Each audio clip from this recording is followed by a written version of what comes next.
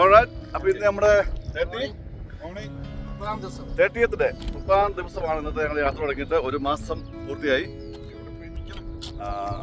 100 kilometre ഓടിയപ്പോഴാണ് ഒരു സൈഡിൽ വണ്ടി നിർത്താൻ പറ്റിയത്. നമ്മൾ എവിടെ നിന്ന് എങ്ങോട്ടാണ് ഇന്നത്തെ യാത്ര എന്ന് പറയുന്നത്? അക്ടോബറിൽ നിന്ന്, അതായത് കസാഖിസ്ഥാനിലെ ഒരു ബിഗസ്റ്റ് സിറ്റിയായ നമ്മുടെ ഇന്ത്യൻ സ്റ്റുഡൻസ്, ഒട്ടനവധി ഇന്ത്യൻ സ്റ്റുഡൻസ് മെഡിസിൻ പഠിക്കുന്ന ഒരു സ്ഥലമാണ് കസാഖിസ്ഥാനിലെ അക്ടോബ എന്ന് പറയുന്ന സിറ്റി. ഇഷ്ടംപോലെ മെഡിക്കൽ സ്റ്റുഡൻസ് അവിടെയുണ്ട്. ഇന്ത്യയുടെ നാനാഭാഗത്തു നിന്നും പഠിക്കാൻ വരുന്നത് മാത്രമാണ്. മെഡിക്കൽ സ്റ്റുഡൻസ് മാത്രമേ ഉള്ളൂ ഇവിടെ അതുള്ളതെന്നാണ് ഞങ്ങൾക്ക് അറിയാൻ കഴിഞ്ഞത്. അവർ പറഞ്ഞു, ഞങ്ങളോട് പറഞ്ഞത് അങ്ങനെയാണ്. വേറെ സ്റ്റുഡൻസ് ഒന്നും ഇല്ലാതെ പറഞ്ഞു. മെഡിക്കൽ സ്റ്റുഡൻസ് മാത്രമാണ് ഇവിടെ കൂടുതൽ വന്നിരിക്കുന്നത്. അവർക്ക് മാത്രമേ ഉള്ളൂ ഇവിടെ എൻട്രി ഉള്ളതെന്നുള്ളതാണ് കേട്ടെ. ആയിടണം ഇത്. അപ്പോൾ അങ്ങനെ ഒരു വലിയൊരു സിറ്റിയിൽ നിന്നും നമ്മൾ പോകുന്ന എങ്ങോട്ടാ പോകുന്ന ARAL. അപ്പം ARAL അഴൽ എന്ന് പറയുന്ന കസാഖിസ്ഥാന്റെ മറ്റൊരു എൻഡിലേക്കാണ് പോകുന്നത്. നമ്മളിങ്ങനെ ഇങ്ങേറ്റത്തുനിന്ന് പതുക്കെ അങ്ങനെ, അതെ, ഇങ്ങേറ്റത്തുനിന്ന് നമ്മൾ അങ്ങേറ്റത്തേക്ക് പോകുന്ന വഴിയാണ്. അപ്പോൾ അതെല്ലാം നമ്മൾ കടന്ന് നമ്മൾ കസാഖിസ്ഥാൻ നമ്മൾ വേറെ എങ്ങും നമ്മൾ ആക്ച്വലി കറങ്ങാൻ പോകുന്നില്ല, വേറെ സിറ്റിയിലേക്കും പോകുന്നില്ല, ഡേ ഔട്ടും ഇല്ല, സമയമില്ല. അതുകൊണ്ട് ഓൺലി ഡ്രൈവ് മാത്രമേ ഉള്ളൂ ഈ കസാഖിസ്ഥാനിൽ ഇറങ്ങുന്നത്. നമ്മളിപ്പം 3 days ഉണ്ട് ഇവിടെ. 3 days നാളെയും കൂടെ ഞങ്ങളുടെ ഈ യാത്ര തന്നെയാണ്. വേറെ എങ്ങും നമുക്ക് ഇറങ്ങാൻ പോകില്ല. 8-10 മണിക്കൂറോളം ഞങ്ങളുടെ ഡ്രൈവ് തന്നെയാണ് ഞങ്ങൾക്ക് 3 days. എന്തെങ്കിലും ഉള്ളൂ അടുത്ത രാജ്യമായ കിർഗിസ്ഥാനിലേക്ക് ഞങ്ങൾക്ക് എത്തുള്ളൂ. ഓക്കെ, ഒരു മാസത്തെ ക്യാപ്റ്റൻ, ഒരു മാസത്തെ യാത്രയെ കുറിച്ച് എന്താ പറയാനുള്ളത്? വളരെ സന്തോഷം. എങ്ങനെയുണ്ടായിരുന്നു? വളരെ സന്തോഷം. ഇതുവരെ യാതൊരു പ്രശ്നങ്ങളുമില്ല. 1-2 പ്രാവശ്യം പോലീസിൻ്റെ ഒരു കെണിയിൽപ്പെട്ടല്ലാതെ വളരെ സ്മൂത്തായിട്ട് ഇതുവരെ ട്രാവൽ ചെയ്തു. ആ കെണി ഒരു 1-1.5 കെണിയായിരുന്നു അല്ലേ? നമുക്കൊരു അനുഭവമായിരുന്നു. നമുക്കൊരു നമ്മുടെ അതെ, ഓരോ കെണിയും ആദ്യത്തെ കെണി ഞങ്ങളുടെ 5 മണിക്കൂർ ഞങ്ങളുടെ വേസ്റ്റ് ആയിപ്പോയി. ഞങ്ങളുടെ വണ്ടി അത് അവർ ടോ ചെയ്തുകൊണ്ട് പോയി. ഞങ്ങളുടെ വണ്ടി അല്ലെങ്കിൽ ഞങ്ങൾ ഫൈൻ അടുപ്പിച്ചു. അത് കംപ്ലീറ്റ് ചെയ്യാനായിട്ട് ഞങ്ങൾക്ക് പോലീസ് സ്റ്റേഷൻ വഴി കയറി ഇറങ്ങേണ്ടി വന്നു. വണ്ടി അവർ ടോ ചെയ്തുകൊണ്ട് പോകുന്ന വീഡിയോ ഒന്നും ഞങ്ങൾക്ക് ഇടാൻ സാധിച്ചില്ല. കാരണം അത് പിന്നീട് ഞങ്ങൾ അറിയിക്കുന്നതായിരിക്കും. നമ്മൾ അനാഥരായി പോയി. അതെ, കുറച്ച് നേരം ഞങ്ങൾ രണ്ടായിട്ട് സ്പ്ലിറ്റ് ആയിപ്പോയി. 2 കൂട്ടർ അന്വേഷിച്ച് പോയി. അവരെവിടെയാണെന്ന് ഞങ്ങൾക്ക് അറിയില്ലായിരുന്നു. പരിഹാരം ഞങ്ങളുടെ കയ്യിൽ ഞങ്ങളുടെ ട്രക്ക് ഉണ്ടായിരുന്നു. ഞങ്ങൾ കണ്ടുപിടിച്ചു.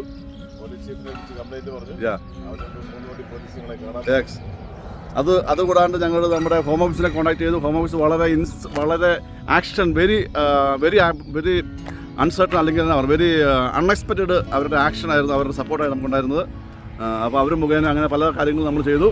അതിനെപ്പറ്റി കൂടുതൽ വിവരങ്ങൾ ഞങ്ങൾ അറിയിക്കുന്നതായിരിക്കും പിന്നീട്. രണ്ടാമത്തെ എക്സ്പീരിയൻസിൽ റഷ്യയിലെ പോലീസ് കാശ് ചോദിച്ചു. അതെ, മഹാകള്ളൻ അവന് 200 ചോദിച്ച് 100 ഒതുക്കി 10 തുടങ്ങി വില പേശി 100 കൊടുത്ത് തീർത്തു. അപ്പം വഴിയിലൊക്കെ സംഭവങ്ങളൊക്കെ ഉണ്ട്, ചെറിയ ക്രിമി. അപ്പം അങ്ങനെയൊക്കെ ആയിരുന്നു നമ്മുടെ 30 days പോകുന്നത് അല്ലേ? എല്ലാവരും ഹാപ്പിയാണല്ലോ? സോഫാർ എല്ലാം ഓക്കെ അല്ലേ? ആർക്കും ക്യാബിൻ പ്രസിഡന്റിന്റെ അസുഖം വന്നിട്ടില്ല. ഓക്കെ, അതുകൊണ്ട് എല്ലാവരും തന്നെ ഓക്കെയാണ്. അപ്പം നമ്മുടെ യാത്ര വളരെ ഭംഗിയായിട്ട് മുന്നോട്ട് പോകുന്നു. ശരിവേ, കസാഖിസ്ഥാൻ്റെ നഗരവീതിയിലുള്ള ഒരു യാത്ര. നമ്മളിനി ഏതാണ്ട് ഒരു ഹൈവേയിലേക്ക് കയറാൻ പോവാണ്. ഹൈവേയിലേക്ക് കയറിയാൽ പിന്നെ എത്ര സാവും? 200-300? അല്ല, അതല്ല, നമുക്ക് സ്ട്രെയിറ്റ് ആ വഴി 340 കിലോമീറ്ററോളം ഇന്നലത്തെ പോലെ തന്നെ സെയിം മരുഭൂമി യാത്രയാണ്, മരുഭൂമിയിലുള്ള യാത്രയാണ്. അപ്പോൾ അതിന് മുന്നോടിയായിട്ടുള്ള ചെറിയ ടൗണിൽ കൂടെയുള്ള യാത്രയാണിത്.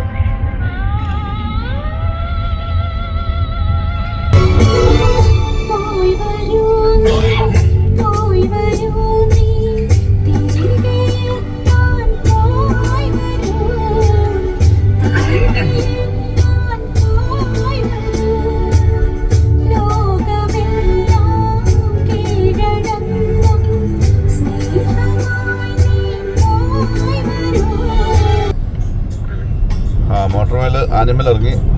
ആനിമൽ സ്ട്രൈക്കാണ്. ക്യാമൽ ഒട്ടകങ്ങളുടെ പതുക്കാണ് ചാർട്ടിലാണ്. ഒട്ടകങ്ങളുടെ ഒരു കൂമ്പാര അടിപൊളി ഇഷ്ടംപോലെ ഒട്ടകങ്ങൾ. കടന്നുപോയി.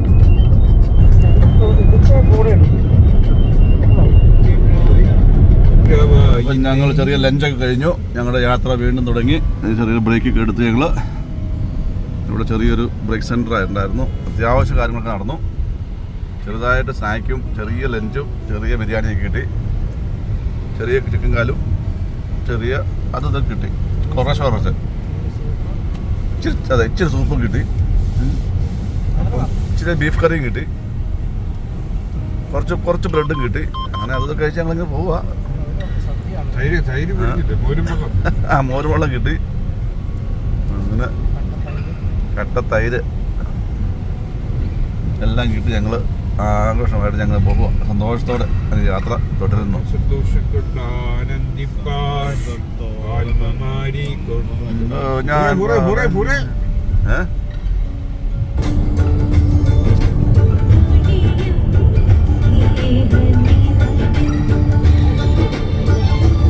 വിജനമായ പ്രദേശം. വീണ്ടും മൊത്തം വിജനമാണ് ഇവിടെ മുഴുവൻ.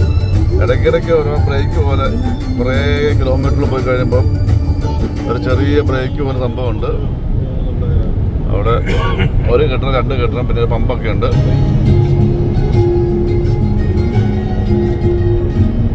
എത്രയ്ക്കായാലും പെട്രോൾ പമ്പ് ഉണ്ട് കേട്ടോ. എത്രയായാലും ആരും വിഷമിക്കേണ്ട ആവശ്യമില്ല. ഇഷ്ടംപോലെ പമ്പുകൾ അവിടെ ഇവിടേക്ക് ഉണ്ട്. കുറേ കിലോമീറ്റർ ചെന്ന് കഴിയുമ്പം അതിൻ്റെതായ വേണ്ട സംഭവങ്ങളെല്ലാം ഉണ്ട്. ബ്രേക്കും ഉണ്ട്, പിന്നെ പെട്രോൾ പമ്പുണ്ട്. ഒത്തിരി അങ്ങോട്ട് വിശാലമല്ലെന്നേ ഉള്ളൂ. ആവശ്യത്തിന് ഉപയോഗിക്കാം.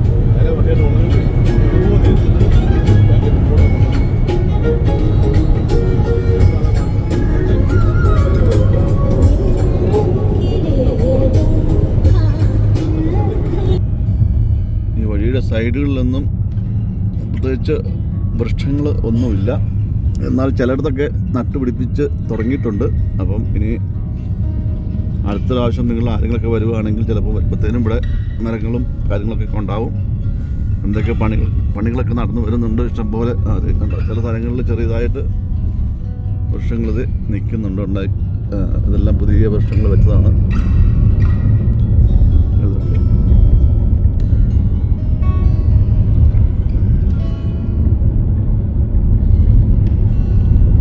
രണ്ട് സൈഡിലും ഉണ്ടത് ട്രാക്ടർ എല്ലാ ടില്ലർ സംഭവങ്ങളൊക്കെ കിടപ്പുണ്ട്. പണി എന്ത് കൃഷി ഭൂമിയും കൂടി ആണെന്ന് തോന്നുന്നു. അപ്പുറം അവിടെ എന്തൊക്കെ വഴി പണിയാനുള്ള മെറ്റലൊക്കെ കൊണ്ട് ഇറക്കിയിട്ടുണ്ടെന്ന് തോന്നുന്നു. അപ്പോൾ ഇതെല്ലാം നടക്കുന്നുണ്ട്. യെസ്, കാര്യമായ പണികളൊക്കെ നടക്കുന്നുണ്ട്. അപ്പം അടുത്ത പ്രാവശ്യം വരുന്നവർക്ക് നല്ല വഴി കിട്ടട്ടെ എന്ന് ആശംസിക്കുന്നു. അത് വേറെ ബൈപ്പാസ് റോഡ് വരും കേട്ടോ അവിടെ. അത് നിങ്ങൾ കണ്ടായിരുന്നോ? ഇത് പാരലായിട്ടൊരു വഴി വേറെ വരുന്നുണ്ട്.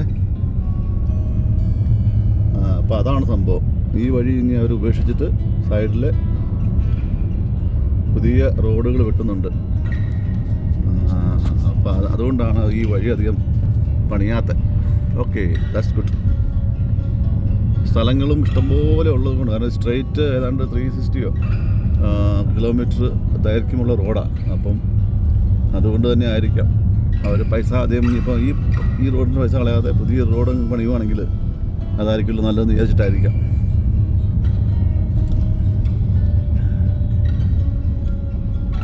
സ്ഥലത്തിന് വേറെ പഞ്ഞൊന്നുമില്ല. പുറത്തുകാരനൊക്കെ മേടിക്കേണ്ട ആവശ്യമൊന്നുമില്ലായിരിക്കും. ഇഷ്ടംപോലെ സ്ഥലം കിടക്കുക രണ്ട് സൈഡിലും. കണ്ണത്താ ദൂരത്ത് മിച്ചഭൂമി ചുമ്മാ കിടക്കുക. അതൊക്കെ കൃഷികളൊക്കെ ഉണ്ടെന്ന് തോന്നുന്നു. കാണത്തില്ല. ഇപ്പോൾ കൃഷി ഇറക്കുന്ന സമയമാണോ അതും അറിയത്തില്ല. അല്ല, ചുമ്മാ ഇങ്ങനെ എംറ്റി ആയിട്ട് കിടക്കുക ഭൂമിയൊക്കെ. ഇന്നത്തെ താമസത്തിന് ബുക്ക് ചെയ്ത സ്ഥലമാണിത്. പക്ഷേ ഇവിടെ പണിയൊന്നും കഴിഞ്ഞിട്ടില്ല. ഇവിടെ എന്തോ സംഭവമാണിത്. ഇതൊരു ഫാക്ടറിയോ അങ്ങനെ എന്തോ കാണുന്നത്. എന്താണ് സംഭവം എന്നൊരു പിടിയും കിട്ടുന്നില്ല. ഏതായാലും ചോദിച്ചപ്പോൾ ഒത്തിരി കൺഫ്യൂഷൻ, സാബുന് എന്തൊരു കൺഫ്യൂഷൻ ആണെന്ന് തോന്നുന്നു. സാബുനല്ല, ചില സമയങ്ങളിൽ നമ്മൾ ബുക്ക് ചെയ്യുന്നതൊക്കെ റോങ് ആവാറുണ്ടല്ലോ. നേരെ കാണുന്നത് ഓയിൽ ഫാക്ടറിയാണ്. ആ കാണുന്നതാണ് ഓയിൽ ഖനനം. സംഭവം ഇവിടെ അല്ല ഇപ്പം താമസം, മാറിപ്പോയി. ഇവിടുന്ന് പോകണം തോന്നണം അപ്പോഴത്തേക്ക്. ഇതൊരു പണിതിരാത്ത ബിൽഡിംഗ് ആണ്, തീർത്തില്ല ഒന്നുമായിട്ട്. ഇത് വേറെ സെറ്റപ്പാണ്. ഫൈനലി ഞങ്ങൾ ഇന്നിവിടെ എത്തി. ഞങ്ങൾ താമസിക്കുന്നത് ഈ വീട്ടിൽ, എൻ്റെ പുറകെ കാണുന്ന ഈ വീട്ടിലാണ് ഞങ്ങൾ താമസിക്കുന്നത്. നല്ലൊരു വില്ലേജ് ആംബിയൻസ് ആണിത്. ഇതാണ്